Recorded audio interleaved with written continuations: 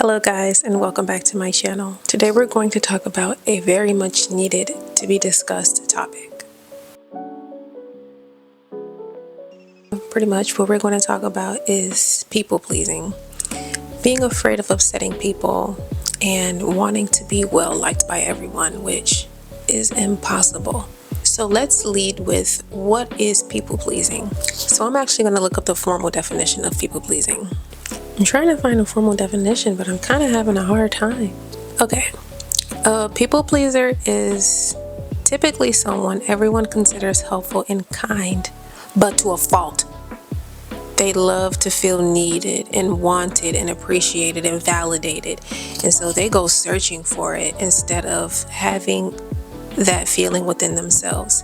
They root their self-worth in what others think about them. And that's not even a formal definition. When I looked it up, I couldn't really find one, so I'm just kind of winging it. But that's, in a nutshell, what people pleasing means. And as a reformed people pleaser, I can assure you that trying to make everyone happy at the expense of yourself is a huge mistake. So I'm going to share with you exactly how I overcame being a people pleaser because they were running me ragged. So without further ado, let's unpack. Let's talk about the signs of a people pleaser. What traits does a people pleaser carry? Not speaking up when you need to avoid conflict. Always saying yes to requests, even if you want to say no or if you have something else planned. Feeling guilty when you shouldn't and apologizing way too often, or even being afraid of having opposing views and disagreeing with others. Now, to circle back to the apology thing, now I am a huge advocate for apologizing when you're wrong or when you would like to acknowledge the impact that you had on someone, even if that was not your intent.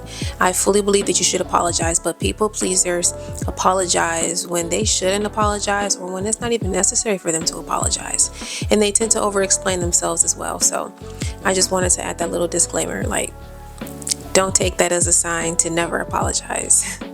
But those are a few signs of people pleasing. And if you find yourself exhibiting some of these characteristics, then you might be a people pleaser. But don't panic. We are going to unpack that and we're going to figure out how we can overcome this. Let's dive into why we people please though. It's pretty simple. We want to be accepted by others. This could stem from past experiences that might have lowered your self-esteem, which created the need for external validation. Rejection becomes a fear in many people pleasers, and this becomes an issue because it leaves you wide open for the manipulators and for others to take advantage of you. There's also this irrational need to avoid conflict at all costs, so they'll do whatever it takes to avoid conflict, which is usually giving the other person their way. This also stems from a lack of self-confidence, which is needed in fostering independence so we can function properly as adults. People pleasers at the end of the day just want to feel accepted, needed, and useful.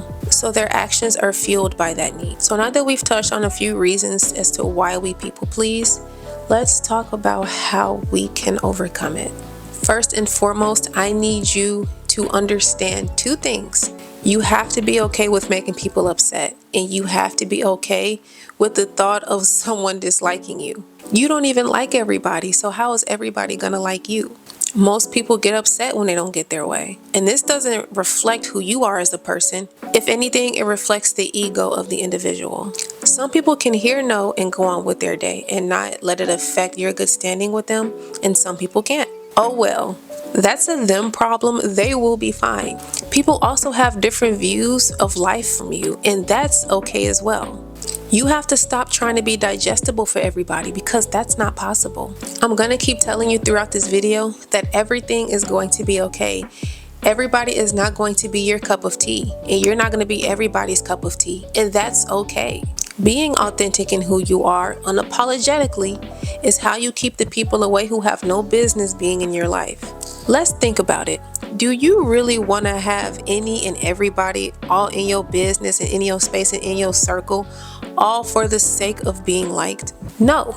That's how you end up at the wrong place at the wrong time with the wrong people because you're too busy trying to fit in. Next tip, setting boundaries. Everybody has a limit. Everybody has a limit. Not asserting your limits leaves you vulnerable to people coming in and using you. Repeat after me. Takers do not have limits. Boundaries are necessary in most aspects of life, especially in relationships with others. It's going to be a bit tough at first to set boundaries, especially if you've been letting people cross them regularly. So expect some pushback once you start setting them. But when that inevitably happens, I'm gonna need you to stand on business. I have my books put away right now, so I'm not gonna go searching for it, but there's this excellent book by this therapist, Nedra, and it's called Set Boundaries, Find Peace. I'm gonna insert a picture of it somewhere. My toddler's awake, so you're gonna hear Bluey in the background, but we're gonna finish this video. But the book, Set Boundaries, Find Peace by Nedra, I can't pronounce her last name, so I'm not even gonna try, but I highly recommend that you try that book out. The last tip that I'm gonna give you is to work on building your confidence, however that might work for you. Engaging in positive self-talk and writing down affirmations and memorizing them is paramount when it comes to stopping people pleasing. When someone wants you to do something for them, or when someone wants something from you, people are not going to like when you stop bending over backwards to please them. And they just might pressure you by making you feel as though you're not a good person if you don't allow them to take advantage of you. Confidence will not let that fly. So make sure you're prioritizing self-care and you're pouring into yourself so your cup is full and you're confident and you're able to step into who you need to be unapologetically. You should have the time now that you have those boundaries set. This last tip is so important. Learn to say no without an explanation. No is a complete sentence. When you start coming up with reasons and excuses as to why you can't do something, it gives the other person the impression that your decision is up for discussion. So say someone asks you to do something, you say no, they say why? Because I'm not able to. Then they ask, well, why aren't you able to? You can then respond with, I don't want to give you the impression that my choice in saying no can be negotiated. I hope things go well with you and thank you for thinking of me. Nothing else really needs to be said past that point. It's not rude, so let's practice saying no without explanation. Once you get to the other side of people pleasing, it's a whole new life on the other side. When I tell you people do not bother me, people aren't disrupting my peace, asking for my time, my energy, and space, people who don't deserve it anyway. And the people who I'm really solid with, they understand my boundaries. They know me, so they know what I'm willing and what I'm not willing to do. When they reach out to me, it's not because they want something out of me. They genuinely care about how I'm doing, and we are actually connecting. There's no hidden motives with the people who are okay with the boundaries that I've set, because my relationships with said people aren't rooted in what I can do for them. Setting boundaries and not people pleasing is how you weed out the manipulators and the people who take advantage of you. Like I said, setting boundaries and trying to figure this whole people pleasing thing out and trying to overcome it, it can be a little bit chaotic as you figure it out. But once you get into the swing of it, peace will come. There's inevitable peace and there's consistent peace. And you won't be at war with yourself trying to keep peace with other people, because it's not worth it at the end of the day. You then have more time to yourself to do things that you enjoy doing. Since people are not taking up your time and your energy, you have all of that free time and energy to pour into things that matter to you. You've relinquished yourself from the responsibility of managing other people's emotions. And you've relinquished yourself from the responsibility of taking on other people's problems. Since you don't have that pressure of wanting to be liked by everyone and being afraid of being disagreeable or having opposing views, you can then authentically be yourself.